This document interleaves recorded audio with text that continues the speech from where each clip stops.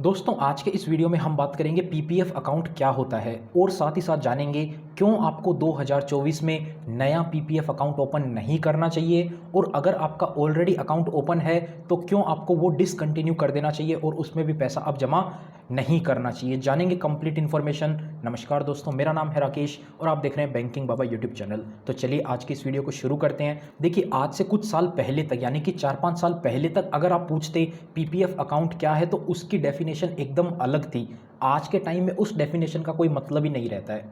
देखिए एक investment option है जहाँ पे आपका जो पैसा है गवर्नमेंट ऑफ इंडिया के पास में जाता है, एकदम सेफ तरीके से रहता है। वहाँ पर आपको कुछ इंटरेस्ट भी देखने को मिलता है। तो सिक्योरिटी पॉइंट ऑफ व्यू से एकदम 100% आपका पैसा एकदम रिस्क फ्री जगह जाने वाला है। वहीं आपको यहाँ पर 3 बेनिफिट मिलते थे। काफ़ी सारे लोग इन 3 पॉइंट के लिए ही पैसा इन्वेस्ट करते थे। वेल्थ क्रिएशन, आप जो पैसा है वो लंबे समय के लिए पैसा जमा करेंगे तो वेल्थ क्रिएट होएगी। उसी के साथ साथ टैक्स बेनिफिट भी मिलता था और रिटायरमेंट प्लानिंग के लिए भी ये एक बहुत ही इंपॉर्टेंट इन्वेस्टमेंट ऑप्शन हुआ करता था। लेकिन आज के टाइम में क्या ये वर्थ इट भी है? वेल्थ क्रिएशन की बात करें तो इसका जो इंटरेस्ट रेट है उसके हिसाब से अगर आप पैसा जमा करते जाएंगे तो ये इन्फ्लेशन को ही बीट कर पाएगा। इन्फ्लेशन जो है उतना ही इसका इंटरेस्ट रेट है। साथ ही साथ टैक्स बेनिफिट की बात करें तो आने वाले समय के अंदर या फिर अभी के टाइम में भी काफ़ी सारे इसके टैक्स बेनिफिट ऑलरेडी हटा दिए गए हैं। जानेंगे सारे डिसएडवांटेजेस जिसकी वजह से आपको पीपीएफ में पैसा जमा नहीं करना चाहिए। तो देखिए इसके पहले बेसिक इन्फॉर्मेशन की बात कर ले, पीपीएफ क्या होता है। तो यहाँ पर आपको जो इंटरेस्ट मिलता है वो है 7.1% पर एनम के बेसिस से। इतना कम इंटरेस्ट रेट है। आज के टाइम में अगर आप किसी प्राइवेट सेक्टर बैंक में फिक्स डिपॉजिट भी करने जाएंगे ना, आपको 8-8.5% का इंटरेस्ट रेट ईजिली मिल जाएगा। सीनियर सिटीजन को तो 9% तक का इंटरेस्ट मिल जाता है। यहाँ पर आपको 500 रुपये से अकाउंट जमा करवाना होता है। हर साल आपको 500 रुपये जमा करने होते हैं। 1.5 लाख रुपये आप मैक्सिमम जमा कर सकते हैं। किसी साल में आपको कम जमा करना है, आपको 1000 रुपये जमा करना है, किसी साल में आप कर सकते हैं। किसी साल में आपको केवल ज़्यादा नहीं करना है तो आप 500 रुपये जमा करके कंटिन्यू कर सकते हैं। तो मैंने जैसा कि आपको बताया था, आपको अकाउंट को बंद नहीं करना है। आपका अगर अकाउंट ऑलरेडी ओपन है तो हर साल उसमें 500 रुपये तो कम से कम डाल दें, वरना वो अकाउंट बंद हो जाएगा। फिर आपको मैच्योरिटी पे जो पैसा है वो ईजिली नहीं मिल पाएगा। मैक्सिमम आप 1.5 लाख डाल सकते हैं, लेकिन हम अब रिकमेंड नहीं करते हैं। आपको पीपीएफ में अपना पैसा जमा करना चाहिए। 15 साल का यानी कि इतने लंबे समय की स्कीम है जिसके वजह से वेल्थ क्रिएशन के पॉइंट ऑफ व्यू से और रिटायरमेंट प्लानिंग के पॉइंट ऑफ व्यू से लोग इसमें इन्वेस्ट करते थे। लेकिन अभी के टाइम में जो इंटरेस्ट रेट है वो बहुत ही कम हो चुका है। इन्फ्लेशन को ध्यान में रखते हुए रिस्क प्रोफाइल की बात करें तो जो है देखिए इंटरेस्ट रेट जो है वो गारंटीड है। जो आपको बताया गया है वो आपको कंपल्सरी बेसिस पे मिलेगा।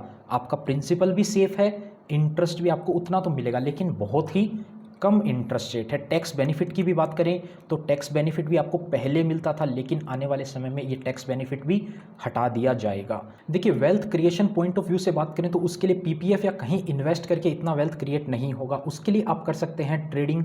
इन्वेस्ट करने के लिए आप यूज़ कर सकते हैं एम स्टॉक ऐप का। एम स्टॉक एक ट्रेडिंग और इन्वेस्टिंग प्लेटफॉर्म है मिरेई एसेट ग्रुप का ही। मिरेई एसेट कंपनी को मार्केट के अंदर 15 सालों से भी ज़्यादा का एक्सपीरियंस है।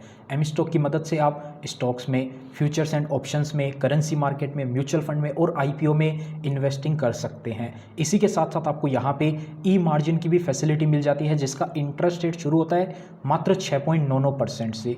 इसका एक और मेन एडवांटेज क्या है, यहाँ पे कंप्लीटली ज़ीरो ब्रोकरेज देखने को मिल जाएगा पूरी लाइफ के लिए। जैसा कि आप देख सकते हैं life time zero brokerage, no commission, free intraday, delivery, FNO, mutual fund, IPO, currency, completely किसी पे भी आपका कोई ब्रोकरेज नहीं लगेगा। केवल आपको अकाउंट ओपनिंग के टाइम पे 999 रुपये पे करना है। 999 रुपये पे करने के बाद में आपका अकाउंट ओपन हो जाएगा और आपका जो ब्रोकरेज है वो लाइफ टाइम के लिए फ्री हो जाएगा।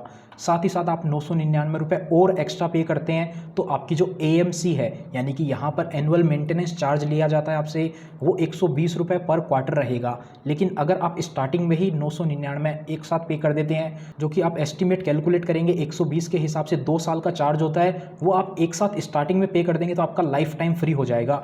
अदरवाइज आप हर क्वार्टर 120 भी पे कर सकते हैं। तो उसी के साथ यहाँ पर अपन ब्रोकरेज कैलकुलेटर की बात करें तो आप देखेंगे ऑप्शंस में अगर आपका 20 रुपये का ब्रोकरेज लगता है एक ट्रेड पर, आप दिन में 15 ट्रेड लेते हैं, वहीं आप 10 लेते हैं इक्विटी इंट्राडे, तो डेली की हो गई 25 ट्रेड। एक दिन के अपन मानते हैं 25, महीने के 20 दिन और 200 दिन की अगर आप ट्रेडिंग एस्टिमेट मानेंगे तो 1 लाख 20,000 रुपये का आपका जो है वो ब्रोकरेज सेव हो जाएगा। आप इसको इतना भी ना लें, अगर आप इंट्राडे को भी डिलीट कर दें, आप केवल ऑप्शंस में 10 लॉट की भी आप ट्रेडिंग देखेंगे ना, तो भी आपका 48,000 रुपये का ब्रोकरेज बनता है। देख सकते हैं कितना ज़्यादा होता है। आपको केवल एक बार में पे करना है 999 रुपये और आपका ब्रोकरेज जो है वो लाइफ टाइम के लिए ज़ीरो हो जाएगा। उसी के साथ एम स्टॉक के अचीवमेंट की बात करें तो 1 साल के अंदर इन्होंने 8.5 लाख से ज़्यादा यूज़र जोड़ लिए हैं और उन लोगों ने 145 करोड़ से भी ज़्यादा का ब्रोकरेज बचा लिया है एम स्टॉक के साथ में अपनी जर्नी शुरू करके। तो आप भी अपनी जर्नी शुरू करना चाहते हैं तो डिस्क्रिप्शन में आपको एम स्टॉक का लिंक दे दिया है, वहाँ पे क्लिक करके आप डाउनलोड कर सकते हैं। 5 मिलियन से भी ज़्यादा डाउनलोड हो चुके हैं और 1 क्लिक ऑर्डर प्लेसमेंट की आपको सुविधा मिल जाती है। तो चलिए वीडियो में बढ़ते हैं आगे। देखिए सबसे पहले पॉइंट की बात करें क्यों आपको पैसा जमा नहीं करना चाहिए, तो lower interest rate. Interest rate बहुत ही कम है, जैसा कि बताया 7.1% पर एनम बैंक एफडी में, या फिर जो सैलरीड एम्प्लॉय होते हैं उनकी सैलरी में से पीएफ कटता है, जो पीएफ कटता है उस पर भी उनको 8.25% का इंटरेस्ट मिलता है।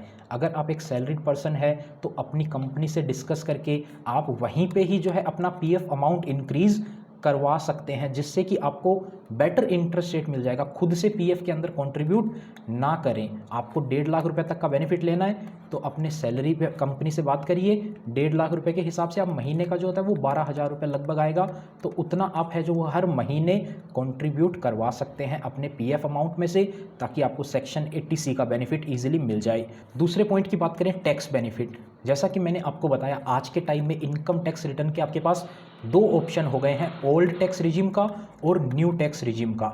ओल्ड टैक्स रिजीम अगर आप सेलेक्ट करते हैं तो आपको सेक्शन 80C का बेनिफिट मिलता है। अगर आप न्यू टैक्स रिजीम सेलेक्ट कर लेते हैं, जो कि आने वाले साल में ये ही एक ऑप्शन बचेगा।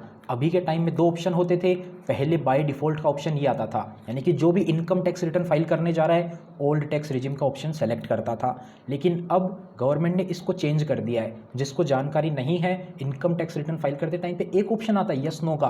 अगर आपने उसमें ये भी नहीं बता रखा क्लियर बेसिस पे कि वो आपको न्यू टैक्स रिजीम में जाना है ओल्ड में जाना है, वहाँ ऐसे लिखा हुआ है सेक्शन, एक सेक्शन बता दिया जाएगा, तो आप उसको पढ़कर एक बार तो आप उसको नो पे ही कंटिन्यू कर देंगे, तो जिसकी वजह से आप न्यू टैक्स रिजीम के अंदर ऑटोमेटिक आ जाएंगे। अगर आप उसको पढ़ के चेंज कर लेते हैं तो आप जा सकते हैं, लेकिन आने वाले कुछ 1-2 साल के अंदर ओल्ड टैक्स रिजीम को पूरी तरह से स्क्रैप कर दिया जाएगा, जब आपके पास एक ही ऑप्शन बचेगा और 80C का जो बेनिफिट है वो कंप्लीटली बेसिस पे हट जाएगा। फिर कोई बेनिफिट ही नहीं रहने वाला है पीपीएफ का।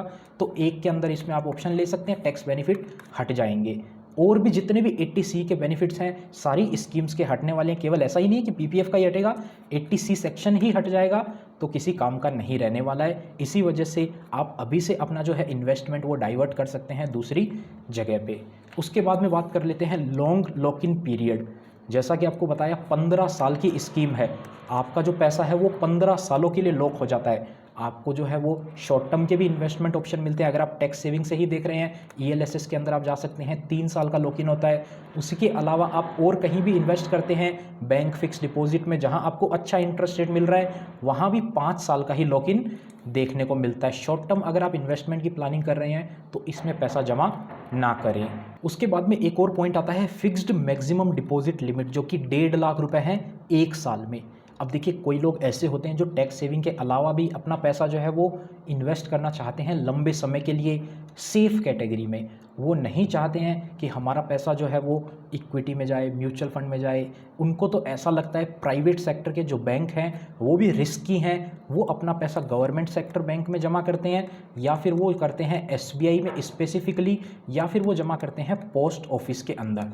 अब देखिए काफ़ी सारे ऐसे लोग होते हैं, कितना भी उनको एजुकेट कर लिया जाए लेकिन उनके मन में यही रिस्क बैठा रहता है कि हम तो SBI में या फिर पोस्ट ऑफिस में ही अपना पैसा जमा करेंगे। तो उन लोगों के लिए ये 1.5 लाख रुपए फिर कम पड़ जाता है। वो चाहते हैं हमारा पैसा लंबे समय के लिए सेफ पड़ा रहे, तो वो ज़्यादा पैसा भी जमा करना चाहते हैं।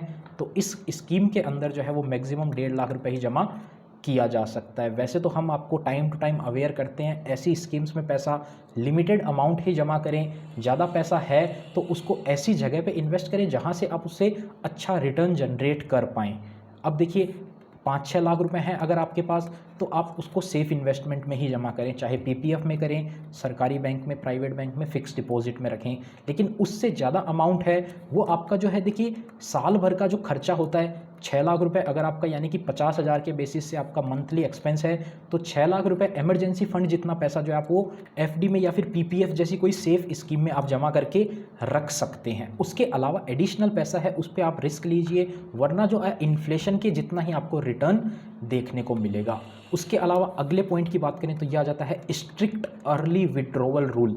जैसा कि आपको बताया, पीपीएफ के अंदर अगर आप पैसा जमा करते हैं तो यहाँ पर आपको 15 साल के लिए पैसा जमा रखना होता है, और आपको अगर समय से पहले पैसा निकालना है तो आप 5 साल तक तो पैसा निकाल ही नहीं सकते।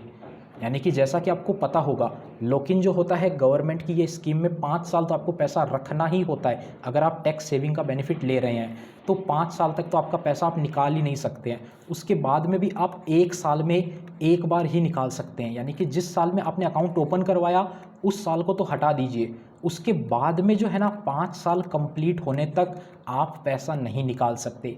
फिर आप पैसा निकाल सकते हैं साल में एक बार, और कितना निकाल सकते हैं? 50% ऑफ द बैलेंस जो 4 साल पहले तक था, या फिर 50% of the balance last year था। इन दोनों में से जो कम होगा, जो लोअर होगा। उसके अलावा एक और पॉइंट की बात कर लेते हैं, early premature closure not allowed. 15 साल का अकाउंट है, समय से पहले आप अकाउंट को बंद ही नहीं करवा सकते। बहुत ही रेयर कंडीशन में आप बंद करवा सकते हैं। कब? पहली तो 5 साल पूरे हो जाने चाहिए, यानी कि जिस साल में अकाउंट ओपन करवाया उसको हटा के 5 साल पूरे जो है वो 5 फाइनेंशियल ईयर कंप्लीट हो जाने चाहिए। उसके बाद में भी कब कब बंद हो सकता है? अकाउंट होल्डर को या उसके फैमिली में किसी को जो है वो लाइफ थ्रेटनिंग डिजीज़ हो जाए तो प्रूफ सबमिट करके आप अकाउंट को बंद करवा सकते हैं। जिसके नाम से अकाउंट है या उसके सेल्फ या फिर उसके चिल्ड्रन के जो डिपेंडेंट हैं उनको हायर एजुकेशन के लिए पैसा चाहिए, तो उस कंडीशन में डॉक्यूमेंट प्रूफ सबमिट करके आप अकाउंट बंद करवा सकते हैं। या फिर जो पर्सन के नाम से अकाउंट है वो एनआरआई कन्वर्ट हो जाता है तो वो अकाउंट को बंद करवा सकता है, एनआरआई अकाउंट को कंटिन्यू नहीं कर सकता है। तो इन 3 कंडीशन में ही अकाउंट को बंद करवाया जा सकता है। तो ये तीनों कंडीशन नॉर्मल नहीं है, हर किसी के कंडीशन ये फुलफिल नहीं हो पाएगी। इमरजेंसी में आप बंद नहीं करवा सकते, सर्वाइवल के लिए कुछ पैसा रिक्वायरमेंट आ जाता है इमरजेंसी के लिए, तो उस कंडीशन में आप इसको बंद नहीं करवा पाएंगे। और बंद करवाने पे भी आपको जो है 1% की पेनल्टी चार्ज की जाएगी। 7.1 का जो इंटरेस्ट रेट है वो 6.1 बन जाएगा। यानी कि इतने साल पैसा रखने के बाद भी आपको 6% से इंटरेस्ट मिलना बहुत ही कम इंटरेस्ट रेट है, तो इसमें पैसा जमा ना करें। तो दोस्तों इस वीडियो में इतना ही। उम्मीद करते हैं आपको वीडियो पसंद आई होगी। अगर वीडियो पसंद आई तो वीडियो को लाइक जरूर से करें, चैनल पर नए हैं चैनल को सब्सक्राइब करें। मिलते हैं आपसे फिर किसी नए और इंटरेस्टिंग वीडियो में। और ट्रेडिंग करते टाइम पे अपने ब्रोकरेज को बचाने के लिए तो एम स्टॉक को डाउनलोड कीजिए, जिसका लिंक मैंने डिस्क्रिप्शन में दे दिया है। Investments in securities markets are subject to market risks. Read all the related documents carefully before investing.